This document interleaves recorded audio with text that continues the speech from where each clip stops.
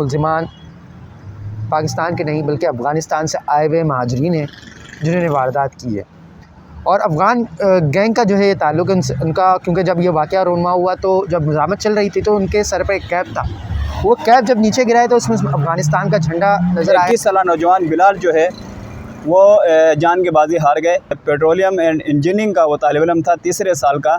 उसके घर वालों की, उसके माँ बाप की, उसके बहन भाइयों की क्या उम्मीदें उससे होंगी, क्या सोच के वो अपने यूनिवर्सिटी से निकले होंगे, दोस्तों के साथ बैठे होंगे। उन लोगों ने सोचा भी नहीं होगा कि अगला जो लम्हा है वो उनके साथ क्या होने वाला है। क्यों नहीं, आखिर कितने ऐसे नौजवान हम देख रहे हैं, एक के बाद एक पढ़े लिखे नौजवान जो हैं वो खुलेआम सरेआम गोलियों का निशाना बन जाते हैं। पिछले दिनों मेरे भाई के साथ भी यही वाक़या हुआ। मकतूल बिलाल को 2 गोलियां लगी और वो जो है अस्पताल जाते जाते दम तोड़ गया। अस्सलाम वालेकुम, मैं हूं मोहम्मद कामरान और आप देख रहे हैं MK रिपोर्ट्स यूट्यूब चैनल। और आज एक मरतबा फिर हम हाजिर हैं एक नए मौजू के साथ, नहीं बल्कि कराची का हमेशा से जो हम मसला रहा है, जिस पे बहुत बड़े दावे किए जाते हैं, वादे किए जाते हैं, नए नए तरह के बयानात हमें सामने आते हैं, लेकिन बदकिस्मती से आज हम देख रहे हैं आज एक मरतबा फिर एक नया वाक़या हुआ। एक नौजवान 21 साला नौजवान बिलाल जो है वो डकैती मज़ामत के वाक़े पे जो है अपनी जान की बाजी हार गया है। इसी हवाले से आज हम इस वीडियो बना रहे हैं, इसी पे बात करेंगे। हमारे साथ मौजूद हैं हमारे साथी, हमारे कोलीग सहाफ़ी शाहज़ेब ने वहाँ पे जो जाए हादिसा है जहाँ पे ये वाक़या पेश आया है, जिस मकाम पे, वहाँ पे आपने जाके रिपोर्ट किया है। तो शाहज़ेब, बुनियादी तौर पे ये वाक़या हुआ क्या है, कौन था, कैसे ये वाक़या पेश आया, इस हवाले से बताएगा। ये बिल्कुल जामिया कराची और NED यूनिवर्सिटी जो है बनी हुई है मेन यूनिवर्सिटी रोड पर। NED यूनिवर्सिटी के बिल्कुल सामने एक चाय का होटल है जहाँ पर दिन के औकात में अक्सर व बेशतर तमाम ही तालिब इल्म वहाँ पर चाय पीने आते हैं, क्योंकि नौजवानों को तलब होती है कोयटा के हाथ की चाय की होटल, तो वो चाय पीने आते हैं। तो वहाँ पर आज भी जो है बिलाल अपने दोस्तों के हमरा चाय पीने के घर से वहाँ पर गया था। तो वहाँ पर जैसे ही चाय पीने बैठा था कि 2 मुलजिमान आए, मुसल्लह मुलजिमान। उन्होंने उसके ऊपर असला ताना और मोबाइल छीना है। मोबाइल तो छीन लिया था, लेकिन जब वो कुर्सी से उठने लगा वो समझे कि वो मज़ामत के लिए उठा है। तो वो मज़ामत के लिए नहीं उठा था, लेकिन इसी दौरान इत्तेफाक से जो है गोली चल गई उससे। वो गोली मिस हो गई तो बिलाल, जैसे नौजवानों को गुस्सा आता है, बिलाल ने उस पर चिमटा और जो है जिस तरीके से CCTV भी आई है कि बिलाल ने, जो कि मकतूल है, उसने एक मुलजिम को जो है अपनी गिरफ्त में कर लिया था, लेकिन उसको बिलाल के साथ किसी ने साथ नहीं दिया, क्योंकि सब पीछे हट गए। क्योंकि जब असला निकल जाता है तो सभी जो है पीछे हट जाते हैं। तो बिलाल ने पकड़ तो लिया था, लेकिन बदकिस्मती से जो मुलजिम का साथी था उसने जो है अंधाधुंध फायरिंग करी, जो कि बिलाल के लिए जानलेवा साबित हुई। मकतूल बिलाल को 2 गोलियां लगी और वो जो है अस्पताल जाते जाते दम तोड़ गया। मकतूल बिलाल की उम्र 21 साल थी, जो कि NED यूनिवर्सिटी में पेट्रोलियम इंजीनियरिंग कर रहा था और उसका तीसरा साल था। NED यूनिवर्सिटी में वही बंदा एडमिशन लेता है या उसी बंदे का एडमिशन उसको मिलता है जो होनहार तालिब इल्म होता है। और पेट्रोलियम इंजीनियरिंग वो ऐसा शोबा है जहाँ पर 90% आपकी हाज़िरी चाहिए होती है। इस पर कोई बहुत फोकस होता है और आगे मुल्क की तरक्की के में अहम किरदार अदा करता है। वैसे तो बिलाल के 3 बड़े भाई भी थे और बिलाल 4 भाइयों में सबसे छोटा भाई था। और दस्तगीर जो कि जावेद नियारी है, उसके पीछे जो है जिसका घर वाक़े है, वहाँ पर जो है ये रहता था। हमारी जाय वक़ुआ पर मौजूद लोगों से बात हुई तो उन्होंने कहा कि वाकई बिलाल ने मज़ामत करी थी, जैसा कि CCTV में देखा जा सकता है, लेकिन बिलाल का किसी ने साथ नहीं दिया।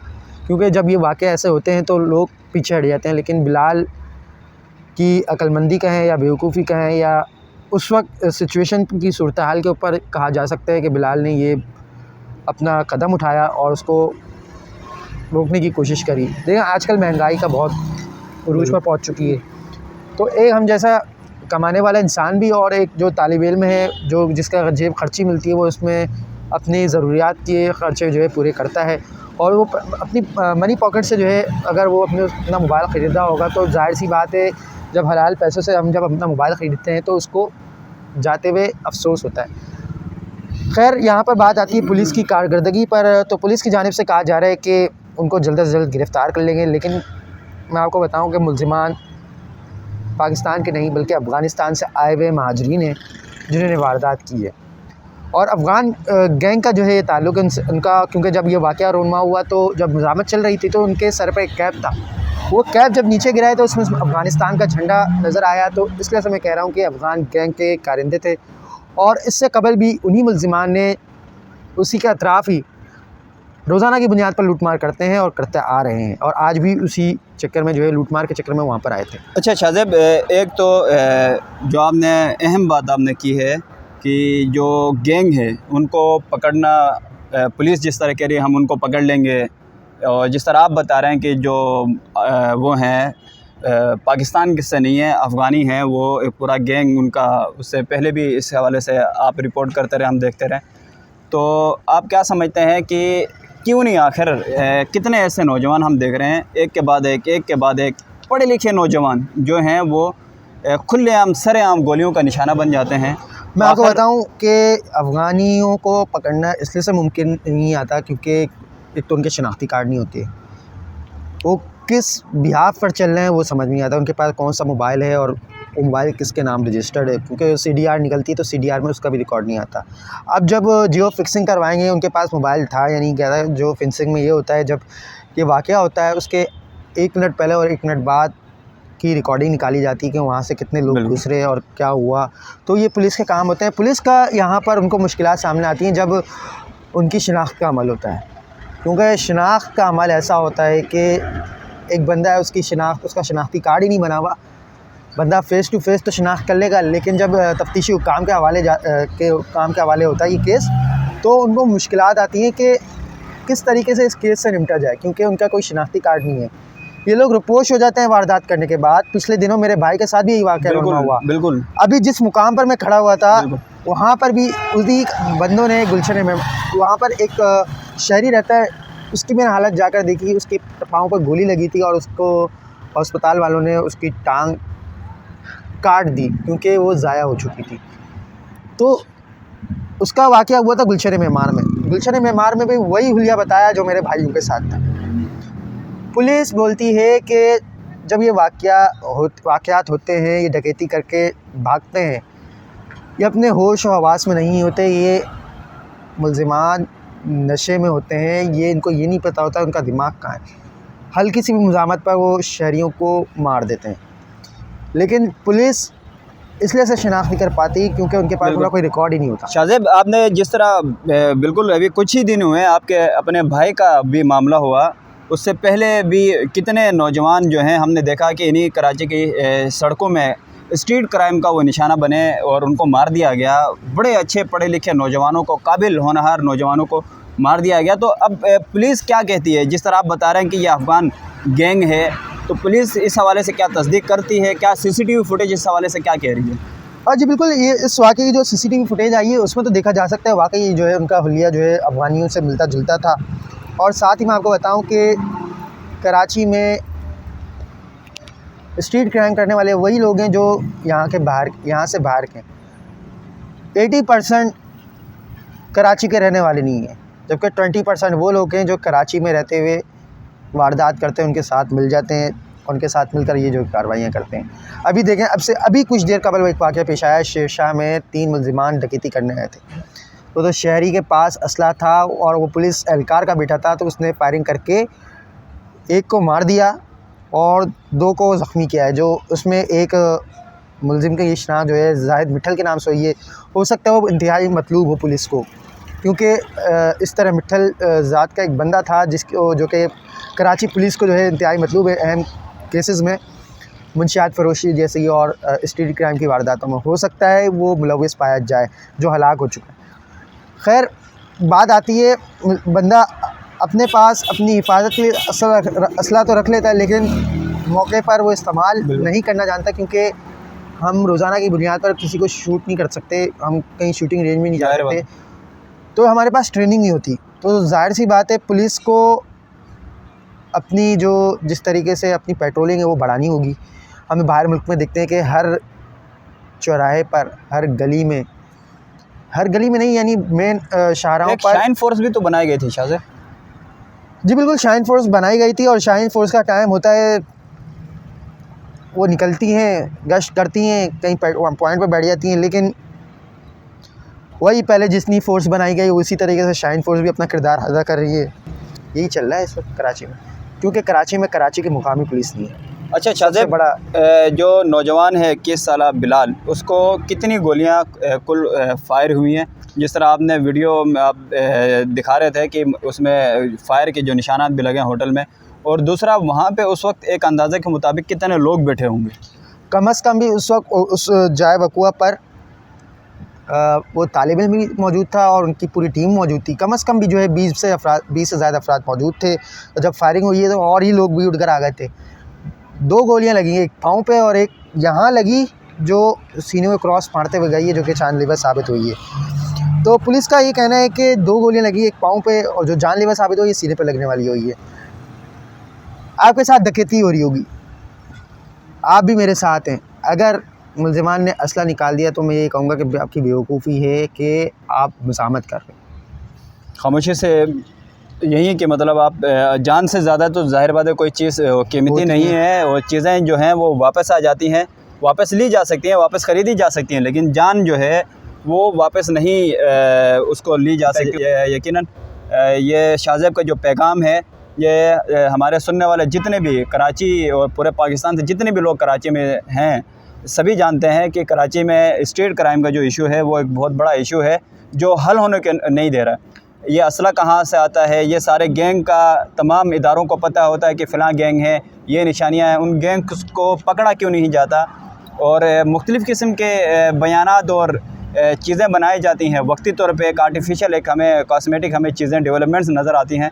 तो अगर आप जेन्युइनली अगर हमारे जितने भी मुतल्लिक़ा ज़िम्मेदार इदारे हैं, अगर आप अपनी जगह में अगर आप बिल्कुल ही सिंसियर हैं, सही हैं, और आप अवाम के जान और माल के तहफ़्फ़ुज़ को वाक़ई में यकीनी बनाने वाले हैं, तो फिर एक के बाद एक वाक़या क्यों रूनुमा होता है। अभी अब से कुछ दिन पहले ही की बात है कि हम ऑफ़िस में एक नॉर्मल रूटीन में बैठे हुए थे। हमारे साथी शाहज़ेब का जो भाई हैं वो भी स्ट्रीट क्राइम का निशाना बने थे। किस परेशानी से गुज़रना पड़ा था हमें अंदाज़ा है, और ये उसी को एहसास और अंदाज़ा होता है जिसका कोई अपना प्यारा इस तरह के जो डकैती के वाक़यात का जो मुतासिर होता है या जानलेवा जान की बाजी हार जाते हैं, तो वो उस घर वालों को ही अंदाज़ा होगा, महसूस होगा। किसी इदारे वालों को या हमारे हुक्मरानों को इस चीज़ का शायद अंदाज़ा नहीं है। जब अल्लाह ना करे कि जब आपके अपने जो प्यारे हैं वो जब इस तरह सरेआम किसी सड़क पे डकैती मज़ाहमत पे मारे जाएं, तो तभी आप लोग जागेंगे या होश के नाखून लेंगे या आवाम के भी जान और माल का तहफ़्फ़ुज़ करेंगे। यही बुनियादी इशू और सवाल है तमाम इदारों से। और बुनियादी तौर पर शाहज़ेब ने जिस तरह निशानदी की, अफ़गान एक जो गैंग है जो अपना वो हैं अफ़गानी जो जिनको ट्रेस करना बड़ा मुश्किल होता है, जिनको पकड़ना बड़ा मुश्किल होता है, जो कि रिपोर्ट हो जाते हैं और मुसलसल इसी तरह के स्ट्रीट क्राइम में वाक़यात में ज़्यादातर उनका नाम आ जाता है, और एक के बाद एक कार्रवाइयाँ हो रही होती हैं। अभी जैसा शाहज़ेब ने बताया एक और वाक़या शेरशाह में भी पेश आया उसके बाद। तो ये आखिर वजह क्या है? आखिर क्या अवाम ये समझे कि मतलब पुलिस जो है वो मुकम्मल नाकाम हो चुकी है, बेबस हो चुकी है, या खामोश तमाशाई बनी हुई है? आखिर वजह क्या है?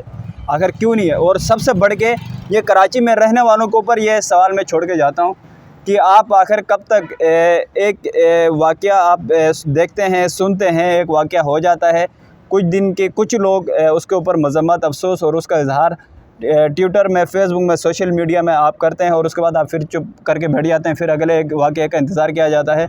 तो बुनियादी तौर पे कराची में रहने वाले जितने भी कौमें हैं, जितने भी लोग हैं, उनको अब ये फ़ैसला करना होगा, उनको ये सोचना होगा कि आप आखिर कब तक इस तरह सरेआम बेरहमी के साथ इन सड़कों में आप मारे जाने का आप इंतज़ार कर रहे हैं। आप आवाज़ निकालें तमाम शहरियों को।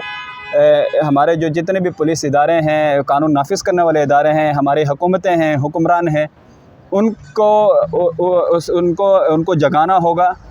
इसके लिए तमाम लोगों को एक होना पड़ेगा, और इसके लिए भरपूर आवाज़ में ताकत के साथ मिल के इसके ख़िलाफ़ आवाज़ उठानी होगी, आवाज़ बुलंद करनी होगी, ताकि कोई और नौजवान जो है वो इस तरह अपनी जान की बाजी ना हारे और किसी सड़क पे बेरहमी से मारा ना जाए। तो इसके लिए ज़रूरी है कि तमाम लोगों को इसके ख़िलाफ़ मुत्तहिद होकर आवाज़ उठानी पड़ेगी और मजबूर करना पड़ेगा इदारों को कि वो इसके ख़िलाफ़ मौसर जो इक़दामात हैं वो उठाएँ, न कि कॉस्मेटिक और आर्टिफिशियल किस्म के बयानात और इक़दामात करके अगले वाक़ये और हादसे का इंतज़ार करें। नौजवान 21 साल नौजवान बिलाल जो है वो जान की बाजी हार गए। जिस तरह शाहज़ेब बता रहे थे, पेट्रोलियम एंड इंजीनियरिंग का वो तालिब इल्म था, तीसरे साल का। उसके घर वालों की, उसके माँ बाप की, उसके बहन भाइयों की क्या उम्मीदें उससे होंगी, क्या सोच के वो अपने यूनिवर्सिटी से निकले होंगे, दोस्तों के साथ बैठे होंगे। उन लोगों ने सोचा भी नहीं होगा कि अगला जो लम्हा है वो उनके साथ क्या होने वाला है। तो लिहाजा खुदारा कानून नाफिज करने वाले इदारों से भी है, हम ये भी नहीं कहते कि कानून नाफिज करने वाले इदारे भी बिल्कुल कुछ नहीं कर रहे हैं। अभी अब से कुछ दिन कबल ही एक जो शाहीन फोर्स के जो पुलिस एहलकार थे वो इसी तरह की एक कार्रवाई में वो शहीद हुए थे। पुलिस की इदारों में भी कुर्बानियाँ हैं, लेकिन सवाल तो फिर बनता है ना कि आखिर क्यों नहीं इन डकैती के वाक़यात को, स्टेट क्राइम को क्यों नहीं मुकम्मल रोका जाता है और क्यों नहीं रोका जा सकता है। सवाल तो ये उठता है। आइंदा फिर इंशाल्लाह एक नई वीडियो के साथ और इस दुआ के साथ कि अल्लाह ताला अगली मरतबा हम इस तरह की कोई वीडियो ना बनाएं, इस तरह का कोई वाक़या पेश ना आए और हमारे जो इदारे हैं वो मौसर इक़दाम कोई उठाएं और हमारे इदारे अल्लाह करे कि कामयाब हों मौसर इक़दाम उठाने में, आवाम की जान और माल को तहफ़्फ़ुज़ को यकीनी बनाने में। यही दुआ है कि हमारे इदारे इस हवाले से मौसर इक़दाम उठाएँ और अल्लाह ना करे कि कोई और नौजवान जो है आइंदा अब इस तरह जान की बाजी हारे सरेआम किसी सड़क पे डकैती मज़ाहमत पे। तो इसी उम्मीद के साथ मोहम्मद कामरान को इजाज़त दीजिएगा। अगली मरतबा फिर एक नई वीडियो के साथ, एक नए मौजू के साथ हाज़िर होंगे। MK रिपोर्ट्स यूट्यूब चैनल को ज़रूर देखते रहिएगा। खुदा हाफ़िज़।